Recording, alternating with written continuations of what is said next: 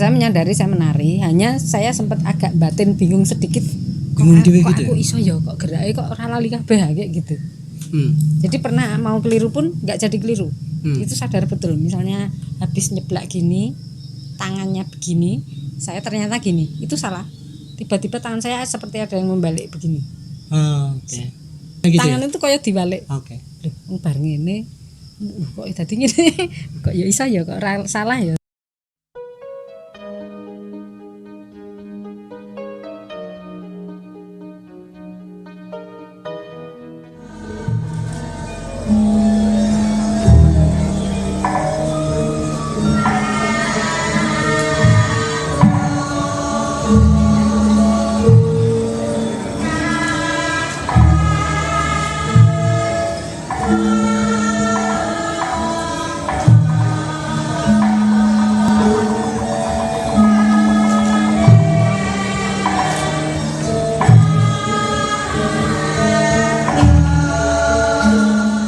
Saudara-saudara sebangsa dan setanah air, sedunia dan seakhirat. Kali ini kita bertamu di satu tempat yang oke, namanya juga oke, Warung Tuwuh, di tempat seorang yang agak ajaib, agak aneh, yang saya juga tidak kenal. Tadi baru ketemu di jalan, terus kemudian ampuran, terus kemudian saya punya warung saya namanya Tuwuh. Mbak, sudah berapa lama di sini? Tinggal di sini saya udah 10 tahun. Terus awali saya ini sejak tahun 2017. Itu juga karena berawal dari perjumpaan saya dengan yang kontrak homestay saya. Waktu itu dia ingin membuka warung, kebingungan di mana harus buka, lalu saya akhirnya memberi alternatif di sini. Jadi ya. Oh, dulu buka homestay? Iya, sampai sekarang ada di homestay. sini ini? Iya. 2-3 kamar. Oke. Untuk siapapun. Siapa saja bisa. Nama beliau itu Sasta Kirana Putri. Iya. Bukan Putra ya? Sasta Kirana Putri itu beliau membuka kafe kopi ini di daerah mana ini? Karangjati, Kasihan Bantul. Karangjati, Kasihan Bantul. Ya. Itu yang kita lihat sekarang. Tapi kita tidak akan ngomong itu. Anda nanti para kepoan-kepoati datang saja ke sini, tempatnya asik, bisa meskipun di situ close order itu jam 11 malam, tapi kalau Anda bawa sarung Anda bisa pesan sampai jam 3 pagi. Tapi yang saya tahu itu artinya ngintip-ngintip dari Facebook beliau. Beliau ini penari keraton. Bener? Iya, betul. Keraton mana? Keraton Yogyakarta. Saya pikir keraton apa gitu kan. Bukan keraton di pasar malam itu ya kan, pasar malam itu ada keraton hantu dan sebagainya. Bukan ya, Pak? Jadi penari dari sejak tahun berapa? Saya masuk ke keraton tahun 93. Itu juga masih prosesi naung, ngangsu kawruh di situ. Jadi bertemu dengan Ibu Reksa Kusuma waktu itu. Ibu Reksa Kusuma itu guru tari di keraton, pemucal, nama bahasa Jawanya pemucal. Nah, itu kemudian sebelumnya di rumah Bu Reksa dulu, ya, di dalam Praji dekat pagelaran keraton. Ya. Lalu setelah beliau melihat saya nampaknya cukup luas dan berbakat, lalu kemudian beliau mengajak saya masuk ke Kagungan Dalam Bangsal Kasatriyan di dalam keraton. Ya. Untuk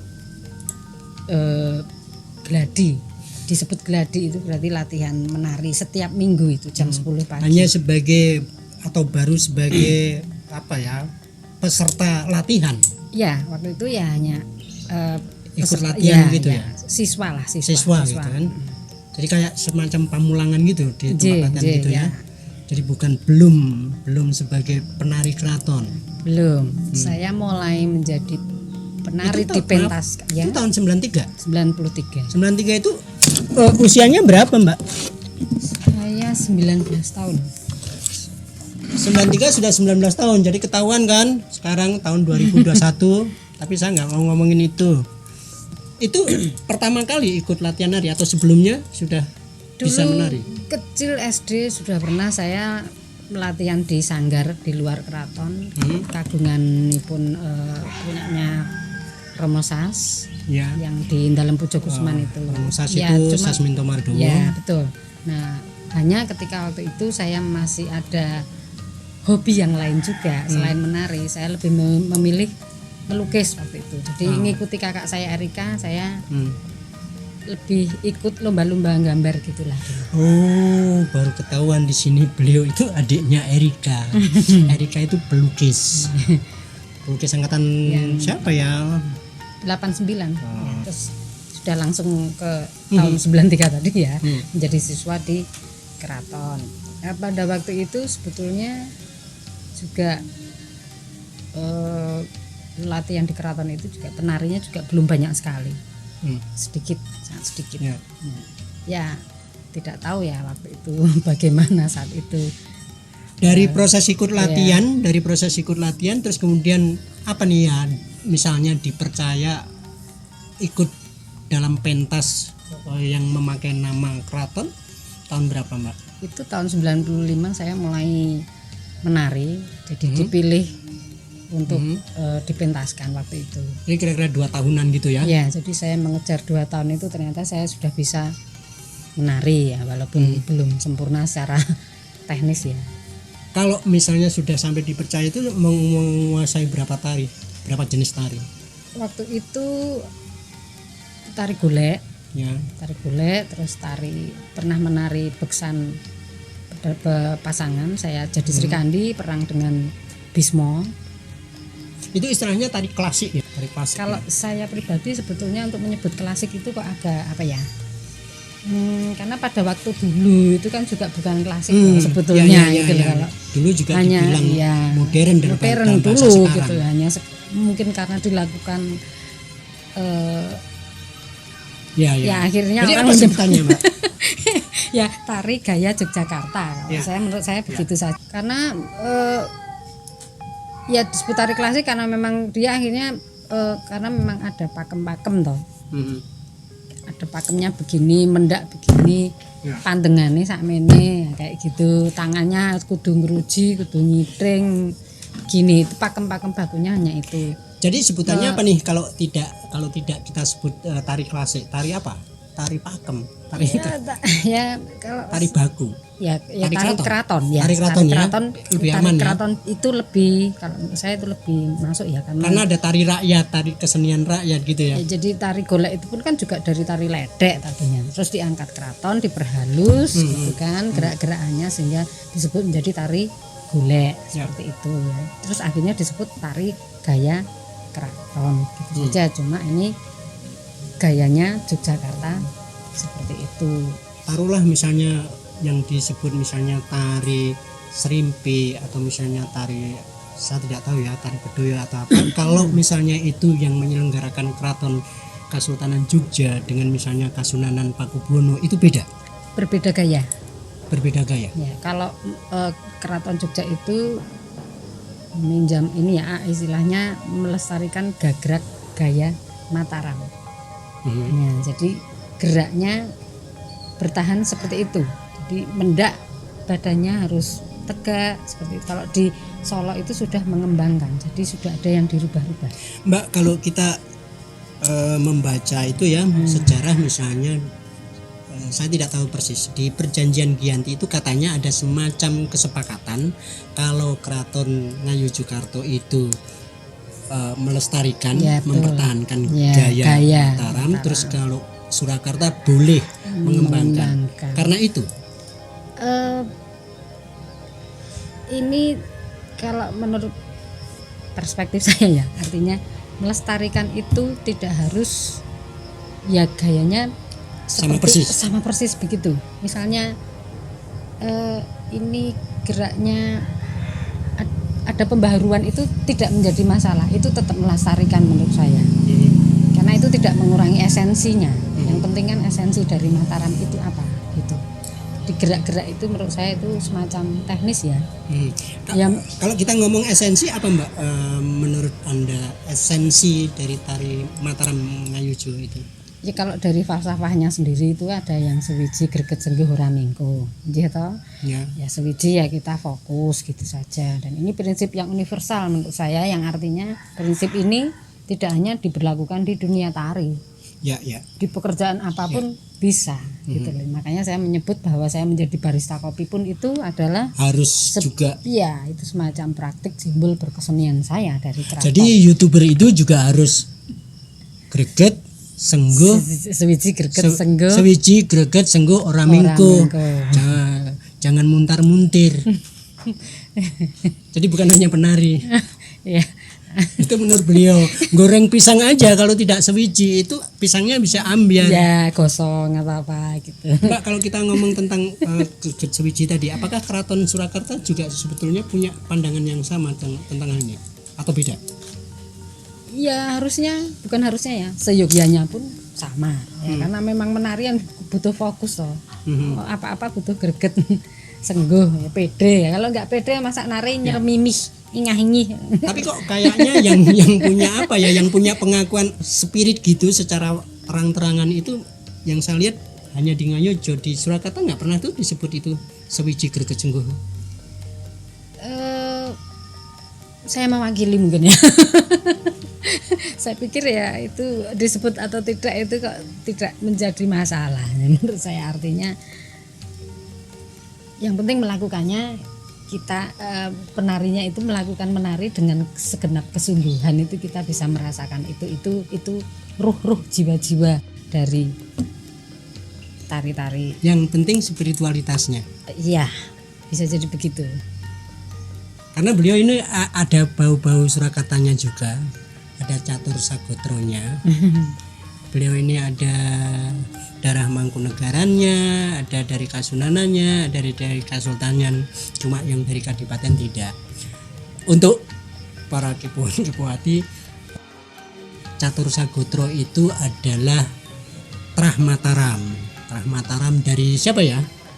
Dari Sultan Agung, dari Senopati. Dari Mangkuratjawi. Dari setelah itu. Ya. Jadi, Mangkuratjawi itu anak turun dari Sultan Agung.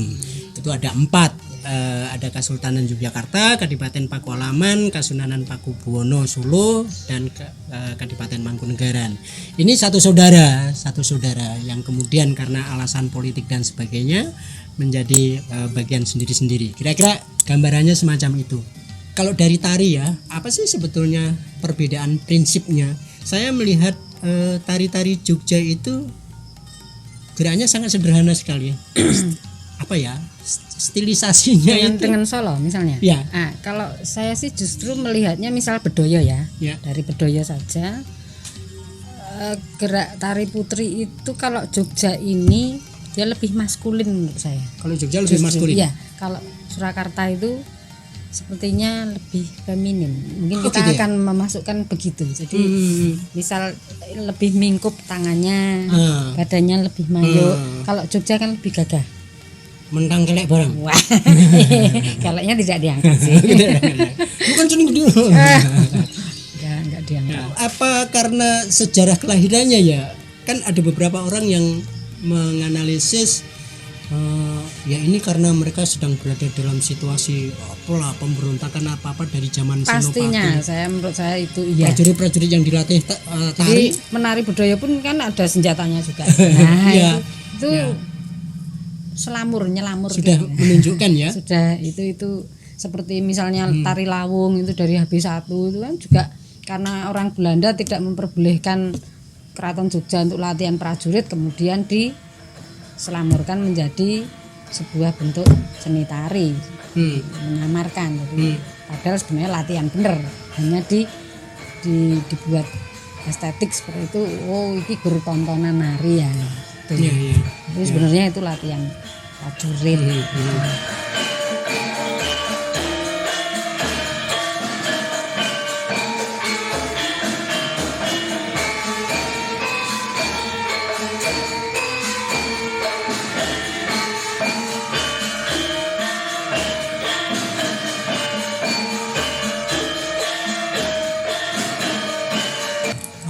bisa apa ya diperankan atau diposisikan tentang tari keraton ini, mengingat bahwa tari keraton ya tentu saja punya beberapa keterbatasan ya, tidak bisa dipentaskan secara leluasa di luar keraton. Bahkan dalam hal-hal tertentu kan tarian itu bagian dari ritual. Misalnya ya kita sebut saja yang paling sakral lah, misalnya tentang penobatan raja, itu kan tidak boleh sembarang ditarikan, nggak mungkin kan ditarikan dimanapun, itu hanya dipersembahkan saat penobatan, penarinya juga khusus dan sebagainya, misalnya ini sebagai ilustrasi. Tapi untuk tari-tari yang lain, apa sebetulnya peran dari tari keraton ini? Tari keraton ini apa ya, yang saya selama ini tahu jelas itu untuk semacam legitimate kekuasaan itu ya, legitimate seorang raja itu ya satu. Kalau peran atau fungsi dari tari itu sendiri ya, dia memiliki fungsi edukasi ya. Nah, dia memiliki semacam edukasi, misal kayak bedoyo itu berarti mengajarkan kepada manusia supaya kita hidup bisa menemukan atau mencapai harmonisasi, misalnya seperti itu. Ada posisi-posisi dalam penari-penari itu yang disebut endel bata, adalah itu menurut saya itu bukan menurut saya itu adalah personifikasi rasio dan rasa semacam itu. Oh ya, edukasi gitu ya? Ya jelas itu. Di mana itu misalnya katakanlah misalnya dipentaskan atau ditarikan, itu edukasi pada siapa? Kalau saya lihat ya misalnya dalam beberapa pementasan tari di Jogja itu kan tari misalnya golek menak atau itu kan katanya itu disajikan pada anak-anak raja, maka kemudian ketika dipentas pun juga sisa-sisanya masih kelihatan. Para penari itu sebelum mereka naik panggung mereka masih menyembah meskipun tidak ada raja di situ. Jadi begini, menyembah itu bukan pengkultusan ya, tapi dia semacam cara merespek, menghormati baik itu kepada raja ataupun tempat itu sendiri ataupun bangunan itu sendiri, karena menyembah itu kan berarti ke vertikalnya adalah menyembah ke menghormati Tuhan Sang Pencipta, dan kemudian menyembah ke audien berarti sesama. Artinya habluminallah habluminanas lah kalau secara agama Islam itu begitu. Ya hanya begitu saja, hanya kalau keraton yang memakai cara mempermudah saja, melugaskan apa ya, kata-kata habluminanas dan habluminallah habluminanas menjadi sembah seperti ini. Mbak Sasta tadi kan ngendiko tentang edukasi ya. Iya betul. Yang saya tanyakan ini edukasi pada siapa itu kan kaitannya edukasi itu bisa untuk siapa saja ya. Orang sekarang juga ada live streaming atau berarti kan gitu itu ya? Untuk publik kan. Ya, jadi siapapun bisa melihat itu. Jangan lupa Keraton Jogja itu punya akun YouTube. Ya betul sekali, ada channel YouTube-nya ya Keraton Jogja.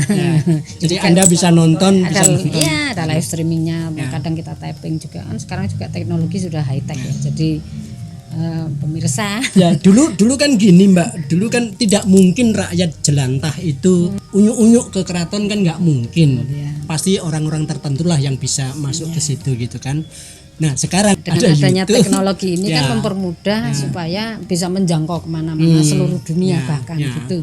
Jadi mungkin di semua situ bisa mengakses ini, bisa melihat, setelah melihat, menyimak, menginternalisasi tari itu sendiri. Ini maksudnya apa? Edukasi itu apa? Jadi peran edukasinya bisa lebih meluas ya? Ya ini edukasi menurut saya ya ini sebagai media pembentuk kesadaran manusia begitu. Ya dengan adanya media sosial itu akses untuk bisa mendapatkan apapun termasuk hal-hal yang dulu susah kita dapatkan itu bisa menjadi lebih terbuka.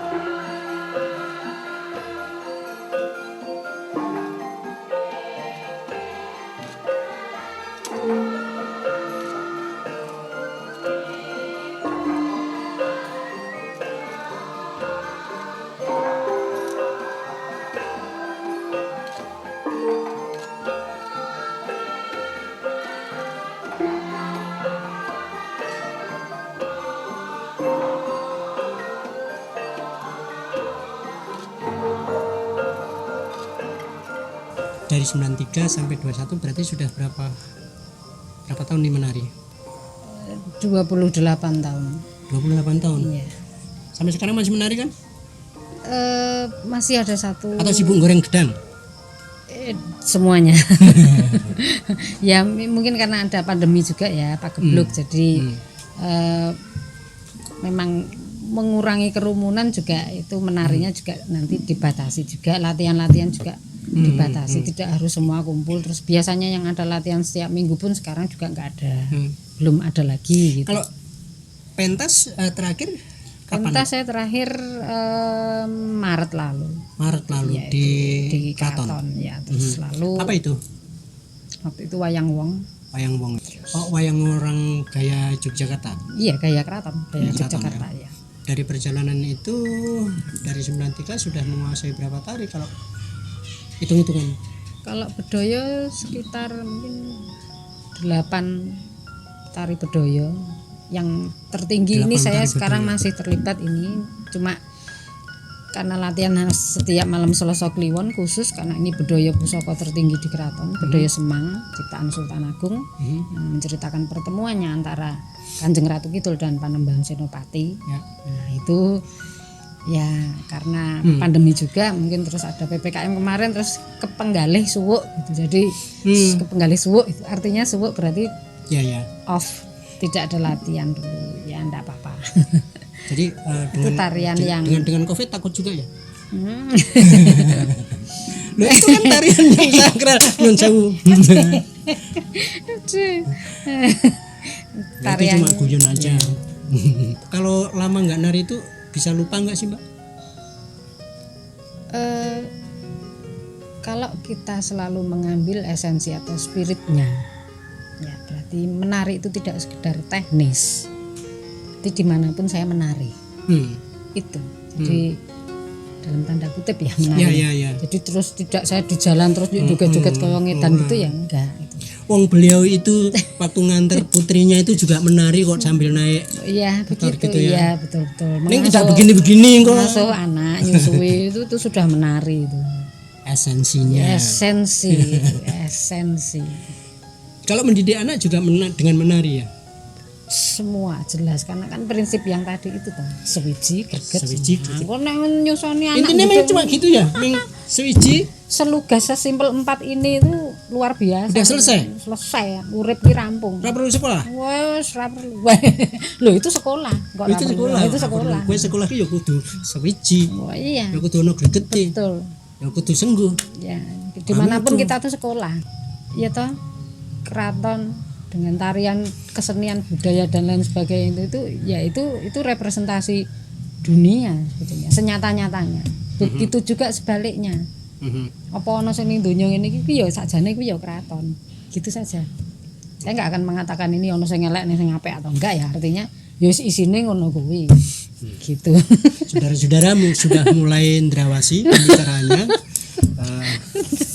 Makin surup makin kelenggan. Leng-leng gatine ingkang. Saya harus agak menyetop nih, karena kalau saya ikuti bisa macam-macam.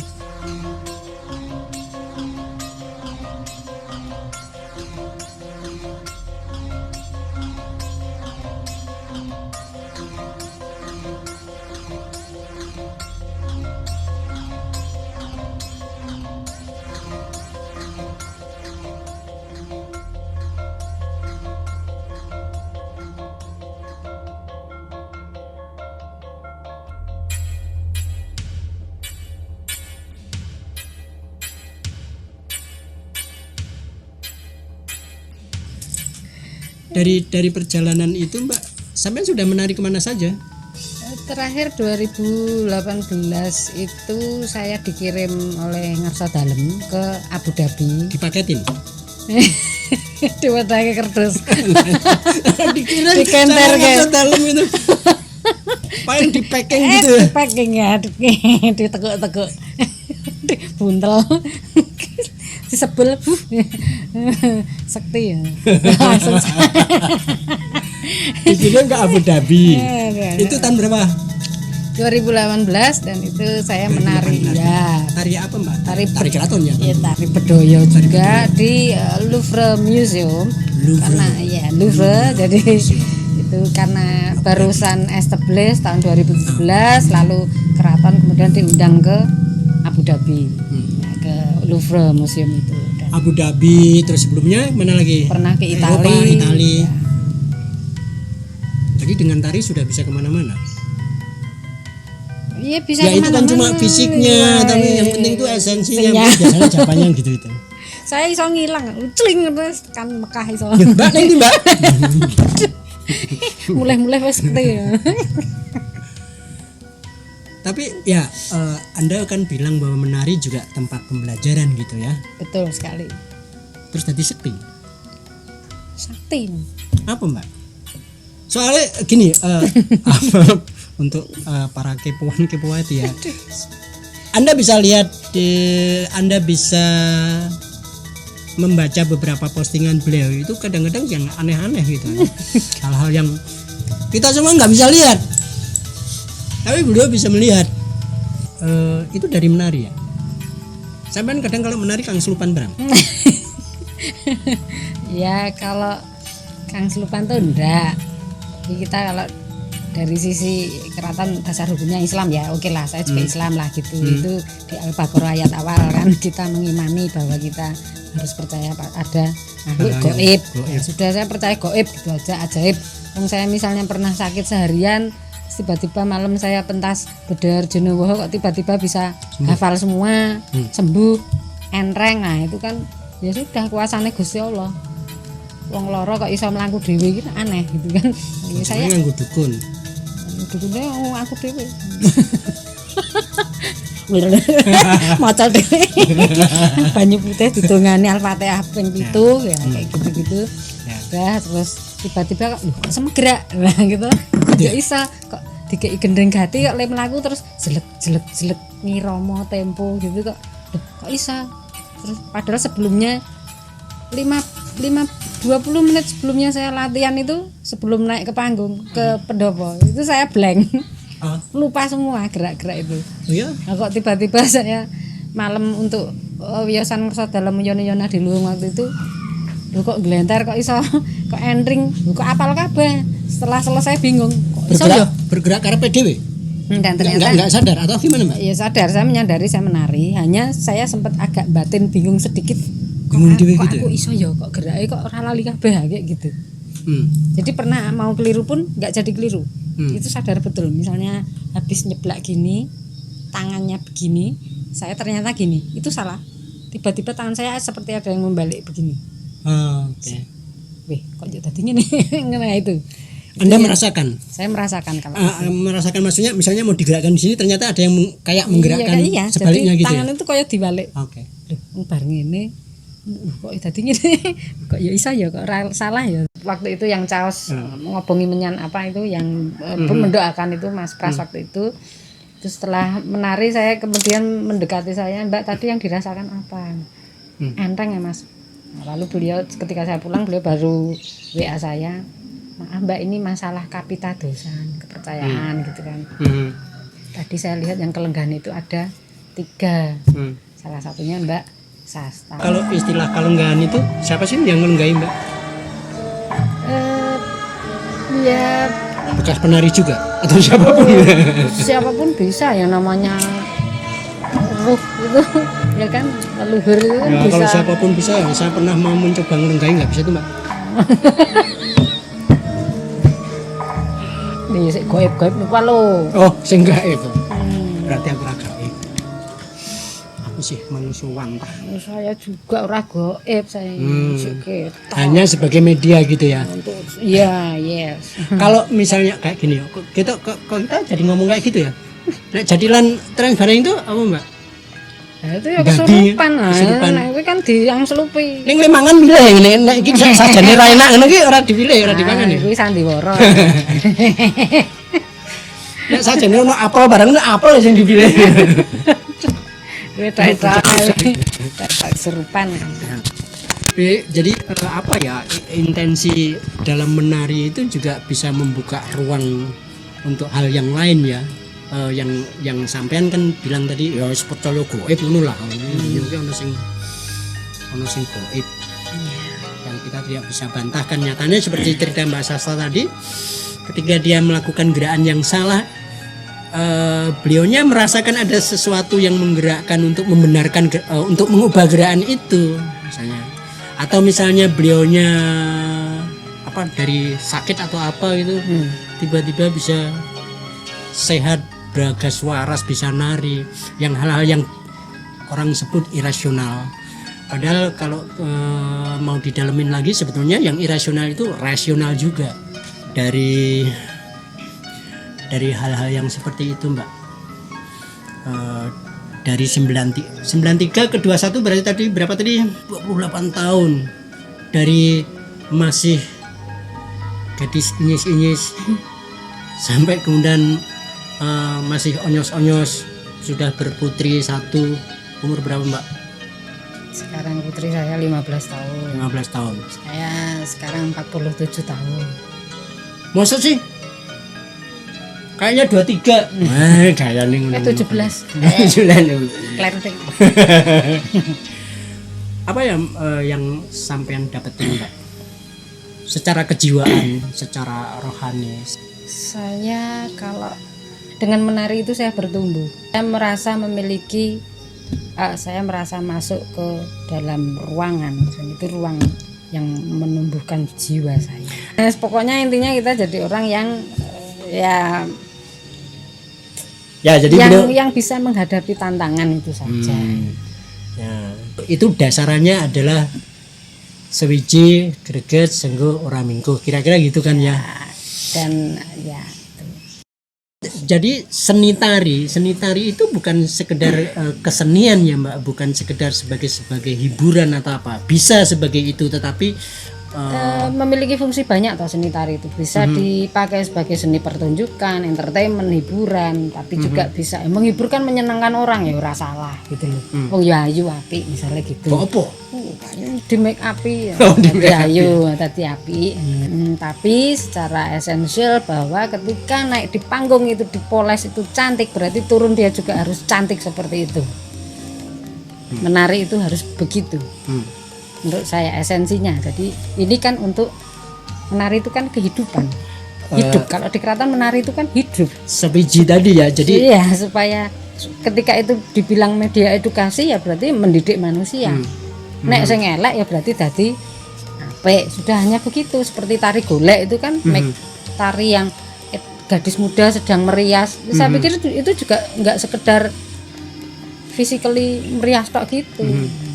Padahal kalau kalau kita ngomong yang material, panjenengan apa ya posisinya kalau di keraton itu abdi dalam Matoyo.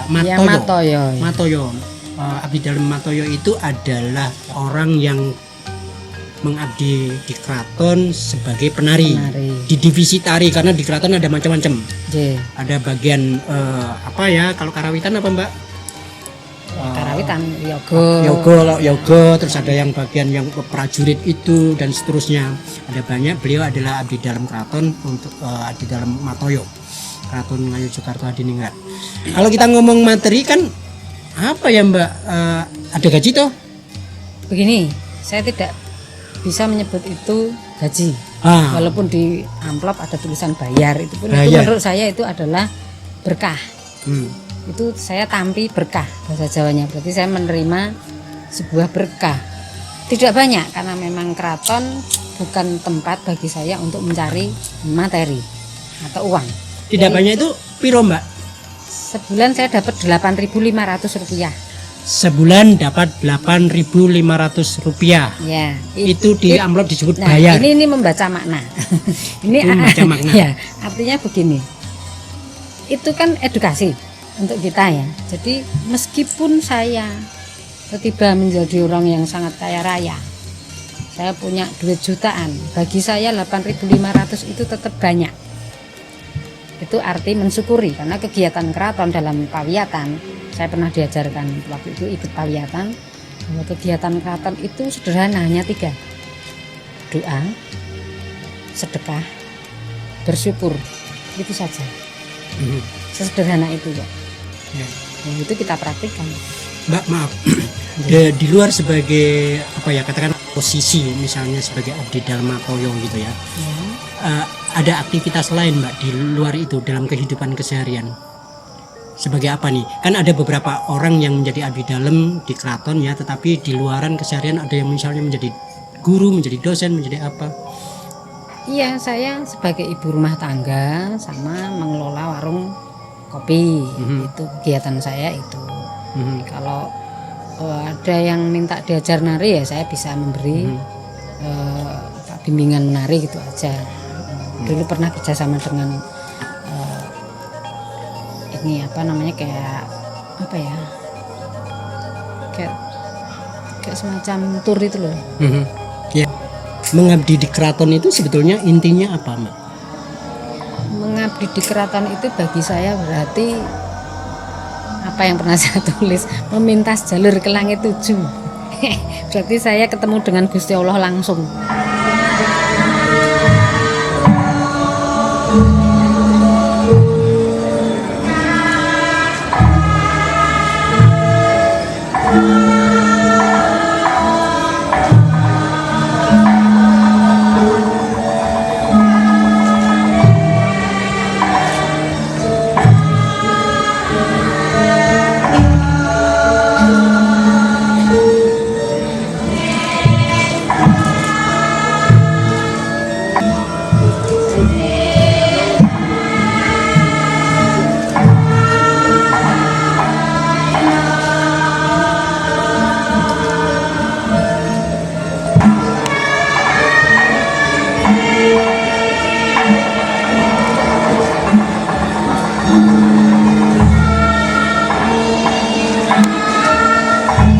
Itu ibadah saya ya. Jadi intinya untuk ketuhanan, oneness, untuk keesaan. Jadi apapun di situ saya harus ketemu Gusti Allah. Nah, kalau sudah ketemu Gusti Allah ya ini konsep baik saya berarti. Dan ya, dan berarti saya juga setelah keluar dari keraton pun saya merasa memiliki tugas untuk spreading kindness, untuk menebar kebaikan itu sendiri. Apa ya, nilai-nilai luhur itu tadi yang ada di keraton. Boleh tahu Mbak jalannya ke langit 7 itu secara verbal? Enggak, maksud saya misalnya apa ini kebaikan itu kan juga salah satu jalan katanya. Ya, sederhananya gini, saya naik becak ya enggak ke keraton kemarin, kebetulan saya tampi berkah lagi berupa beras misalnya seperti itu ya. Ketika saya berniat baik berarti saya memiliki kepekaan loh sebagai manusia itu. Saya peka melihat Pak Becak yang kasihan seperti itu, ya sudah berasnya saya paruh. Kan sudah saya terima, menjadi hak saya dong beras itu dari ngarsa dalem ya kan. Matur sembah nuwun ngarsa dalem saya sampun diparingi berkah. Pak Becak masuk menglongo. Kathah nggih Mbak. Saya paruh ya Pak, 5 kilo saya juga butuh. Nah, tapi panjenengan juga bisa tampi berkah dari ngarsa dalem nih kok Pak. Ya, sudah berbagi itu saja, sesimpel itu. Ya. Baik itu hanya begitu kok. Kita bisa bayangin kalau beliau misalnya sebulan sekali itu dapat 8.500 rupiah, sedangkan untuk ke sana entah itu naik sepeda motor atau naik apalah misalnya becak atau apa, harga bensin 1 liter itu mungkin bisa ya segitu juga. Jadi kalau misalnya dengan biaya segitu ngambil hal segitu kayaknya nggak ada apa-apanya. Tapi bukan itu ya Mbak ya? Tidak ya. Jadi ya itu tadi, karena saya berprinsip saya ya ke keraton itu seperti masuk masjid gitu. Saya nggak perlu, saya ngeluarin uang sendiri itu nggak apa-apa. Walaupun sekarang negara itu sudah turut menyokong abdi dalam bentuk dana istimewa. Karena saya masuk ke keraton juga nggak pernah hitung-hitungan berapa kali saya masuk, itu nggak pernah saya ngitung. Intinya saya melebu karena ada kewajiban, segitu aja didhawuhi. Sebetulnya apa sih yang menjadikan Mbak Sasta itu masuk ke keraton menjadi abdi dalam? Motivasinya motivasinya kan kalau secara material kan nggak ada apa-apa Mbak, misalnya ngambil gaji aja malah tombok. Cinta wis simpel. Nah, ngomong cinta wis angel, wis Mbok sapa wae ra iso jawab paling. Masa angel-angel kan iso dijawab Mbak, mergo apa Mbak? Apa mergo bagus apa mergo apa kan kita nggak ngerti Mbak. Cinta ini ora iso di abstrak. Berarti cinta buta, Ayo ora. buta terong. Ya ora apa-apa wis pokoke cinta. Cinta iki sapa wae bentuke, bisa mengejauhan Apa yang menyebabkan apapun. Apa yang menyebabkan? Cinta itu tidak ada penyebabnya. Ora ono penyebabnya cinta nggo penyebab. Unik iki titik wis ora ono Unik batasane. titik, ono batasane. Kaseniman-seniman itu kan apa artine? Ngono wae. Ketika aku duwe cinta gedene kaya ngene do ora iso nampa cintaku ya mereka sing ra duwe cinta ngono wae rampung. Cintaku gede banget kok. Aduh banget iki. Sak donya cintaku kuwi. Kok malah curhat? Ini cinta tidak berbalas apa piye? Ora dibalas ya tetep cinta kok. Itu cinta, jenenge cinta. Oh cinta kok. Oh, cinta kok Wong ki hitung-hitungan. sing penting ki mencinta kok, ora Mencinta dicinta. bukan dicinta. Gitu. Kalau sudah cinta nggak ada yang mengalahkan ya. Oh iya. Megek ya. Megek itu ke siapa? Megek iki wis Tetep. tetep ngene iki. Kukuh apa? Tetep Greget sewiji tanganku sembuh. ngene. Ora mingkuh. Tetep tak kei. Wong sengit karo aku wis tak senengi kok. Dan tidak berbatas Oh iya. sampai kapanpun. Pokoknya Sampai secara fisik Anda ajur di luar jangkauan outreach. Aku nggak bisa ngomong terisi muter kowe. Outreach wis kuwi wis kaya ngene iki aku. Nek gelem nampa syukur ora wis golek meneh. Berarti ana sing rampung karo uripe ngono. Jadi kalau kita ngomong tentang apa ya senengane tradisi, nilai-nilai leluhur dan sebagainya itu gimana Mbak untuk bisa anak-anak muda itu bisa jatuh cinta kayak panjenengan itu juga nggak bisa diuraikan ya? Makanya kan harus dikasih stimulus ya, harus dikasih misalnya ada teknologi untuk ada stimulus itu. Ya kan kalau terus nanti kita promoin lah istilahnya sejane ya saru ya keraton kok promo marketing yang tidak Wis ada. promo kok. Tapi mempubliskan lah gitu. Wong wis duwe YouTube kok. Oh ya sudah ya berarti dipromokan. Dan YouTube-nya itu sudah dimasukkan ke ini loh ke hak cipta segala ke copyright-nya segala loh. Iya jelas itu pasti. Jadi ketika saya pakai filenya dari Keraton itu sudah langsung di pen gitu. Iya, Oh ya iya. betul loh, watermark aja juga ada kok, digitalisasi. Ya. Ada semua itu. Ya melalui ini tadi apa yang diunggah-unggah itu kan menjadi kan sekarang zamannya YouTubean berarti kok wong dan delok oh kapan ki ana nari ini.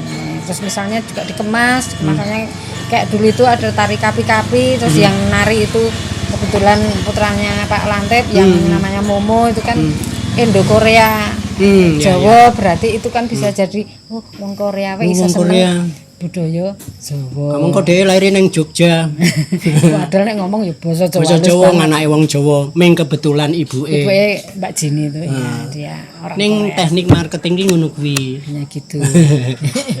Gitulah. Jadi nggak ada kekhawatiran pada Mbak Sasta bahwa warisan leluhur apalagi yang punya nilai yang mulia itu tidak akan punah gitu ya. Selama itu niat tujuannya memang untuk kemuliaan ya tidak akan punah. Ya dalam hal ini tentu saja yang saya ngerti ya budaya Jawa ini tadi. Ya itu dulu saja. Ini saja sudah baik ya sudah. Ini yang dipertahankan gitu kan. Ya, perkara besok suatu saat kebetulan ada bentuk-bentuk budaya baru, kultur anyar ya sudah memang ya kultur itu dinamis. Keraton sendiri pun juga museum mati itu enggak. Bukan museum yang mati, dia hidup. Melestarikan itu terus tidak bentuk ngene iki terus ndak. Wite mungkin kalau ngene ning mungkin bentuk iso digawe ngene ya ndak apa-apa toh. Itu ya kultur juga. Ya sebagaimana apa Ngarso dalam HB9 juga mencampurkan macam-macam misalnya dalam apa Bedoyo Minang yang dengan Randai Minang dengan ndak masalah. ya. Kultur anyar, peradaban anyar apa wae sah gitu loh. Orang kita keluar keraton ya udah pakai katok jin. Ngerti isap iki budayane ngendi. Jadi kok orang nasionalis kok orang jalani ya. Orang yang letak fisik kok Jawa karo orang.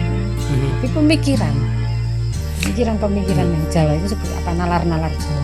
Jadi kalau kita membaca apa nih, kalau kita membaca teks-teks lama, membaca warisan-warisan lama itu bagaimana Mbak mustinya? Sebagai mantra, sebagai sesuatu yang bisa mematerialkan kesaktian, atau hanya tempat wisata saja?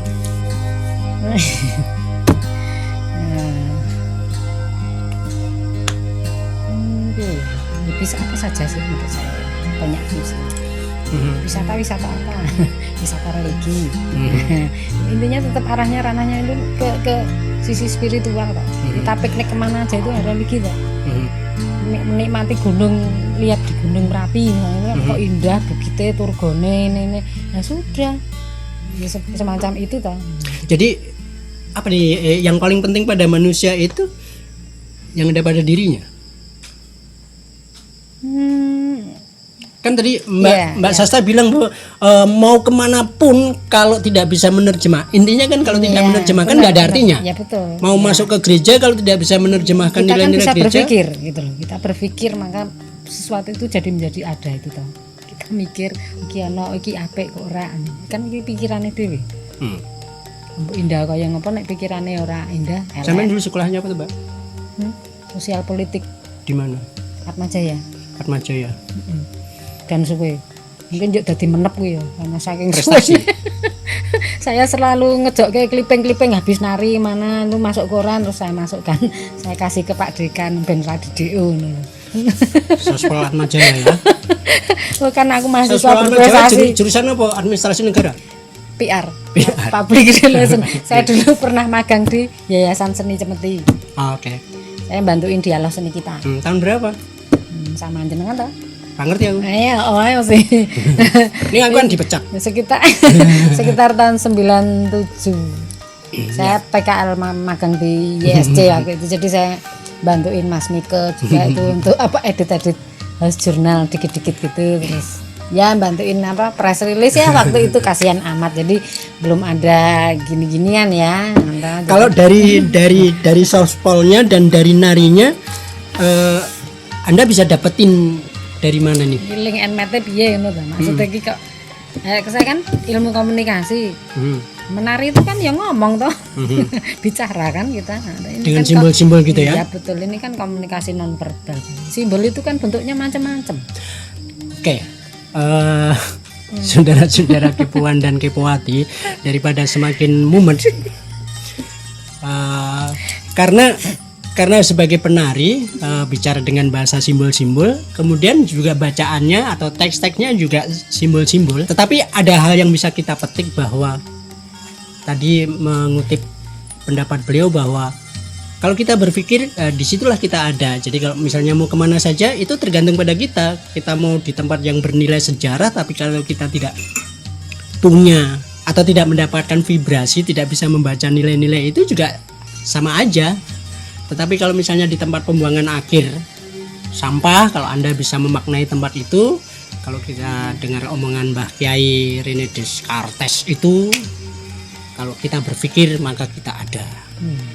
Jadi mungkin yang bisa disimpulkan dari obrolan ngawur ini adalah bahwa inti dari kehidupan kita adalah pada diri kita sendiri.